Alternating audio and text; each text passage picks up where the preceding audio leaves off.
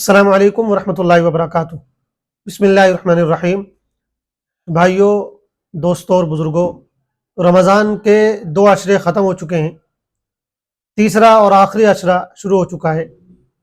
ہم نے بڑی غفلت اور بڑی کوتاہی کی ہے، ان 20 دنوں کی ہم صحیح قدر نہیں کر سکے۔ اس پر افسوس بھی ہونا چاہیے اور ندامت بھی ہونی چاہیے۔ اب جو یہ آخری عشرہ باقی ہے، 8 9 دن 10 دن جو بچے ہوئے ہیں، ان کی ہمیں بڑی قدر کرنی چاہیے۔ حضرت عائشہ رضی اللہ تعالیٰ عنہ بیان کرتی ہیں کہ حضور اکرم صلی اللہ علیہ وسلم رمضان کے آخری عشرے کے لیے کمر کس لیتے تھے۔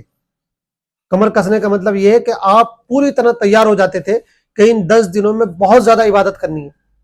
یوں تو آپ علیہ السلام پورے سال میں اور خاص طور سے رمضان کے پورے مہینے میں بہت عبادت کرتے تھے، بہت اہتمام کرتے تھے عبادت کا، لیکن رمضان کے جو شروع کے 20 دن ہوتے تھے ان سے بھی بہت زیادہ آپ آخری 10 دنوں میں عبادت کرتے تھے، اور پہلے سے ذہن اپنا تیار کر لیا کرتے تھے، اپنے آپ کو اور تمام چیزوں سے بالکل فارغ کر لیا کرتے تھے۔ اور آپ تو اعتکاف میں بھی بیٹھتے تھے، اور اعتکاف کے دوران ظاہر بات ہے، ایک تو آپ نبی تھے، پیغمبر تھے، آپ کا تو ایک لمحہ عبادت میں گزرتا تھا، لیکن اعتکاف کے دوران میں ان 10 دنوں میں آپ ذکر و اذکار، تلاوت قرآن اور دعا، ان تمام چیزوں میں اپنے آپ کو مشغول رکھتے تھے۔ اور صرف اپنے آپ کو مشغول نہیں رکھتے تھے، بلکہ حضرت عائشہ بیان فرماتی ہے کہ آپ آخری عشرے میں اپنے گھر والوں کو بھی بیدار کرتے تھے، اور گھر والوں پر بھی گویا کہ ایک طریقے سے اس طریقے کی تنبیہ کرتے تھے کہ بھئی سو مت، زیادہ آرام نہ کرو، بلکہ زیادہ سے زیادہ عبادت میں اپنے آپ کو لگاؤ۔ تو یہ جو 10 دن ہیں آخر کے، یہ بڑے اہم دن ہیں۔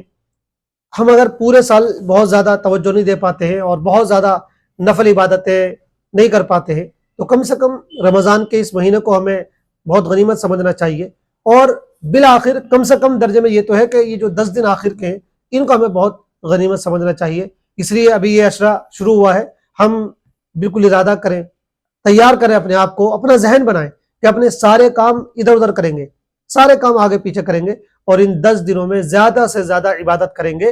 اور خاص طور سے جو ان کی جو راتیں ہیں، دنوں سے بھی زیادہ خاص طور سے جو راتیں ہیں، ان راتوں میں کوشش کریں کہ خوب قرآن کی تلاوت کی اللہ تعالیٰ توفیق دے دے، خوب دعائیں مانگیں، خوب ذکر و اذکار کریں، خوب نفل نمازیں پڑھیں۔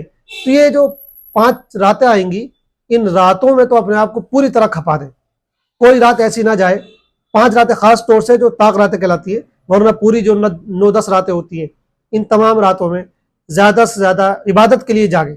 ہمارے یہاں طاق راتوں میں جاگنے کا مزاج ہے، رواج ہے، لیکن بہت سارے لوگ صرف جاگتے ہیں، وہ سمجھتے ہیں کہ گویا جاگنے میں ہی ثواب ہے۔ بھئی جاگنے میں کوئی ثواب نہیں ہے، آپ پوری رات جاگتے رہیں، صرف جاگنے میں کوئی ثواب نہیں ہے۔ جو کچھ ثواب ہے، جو کچھ فضیلت ہے، وہ عبادت کرنے میں ہے۔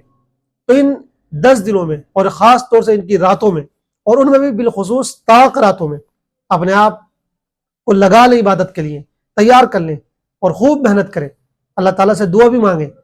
اللہ تعالیٰ ہم سب کو ان راتوں میں زیادہ سے زیادہ عبادت کرنے کی اور اس آخری عشرے کی صحیح قدر کرنے کی توفیق عطا فرمائے، اور جو کچھ بھی ہم سے عبادتیں ہو جائیں اللہ تعالیٰ ان کو قبول بھی فرمائے، اور اخلاص کے ساتھ، صحیح جذبے کے ساتھ اللہ تعالیٰ ہم کو یہ نیک کام کرنے کی توفیق عطا فرمائے۔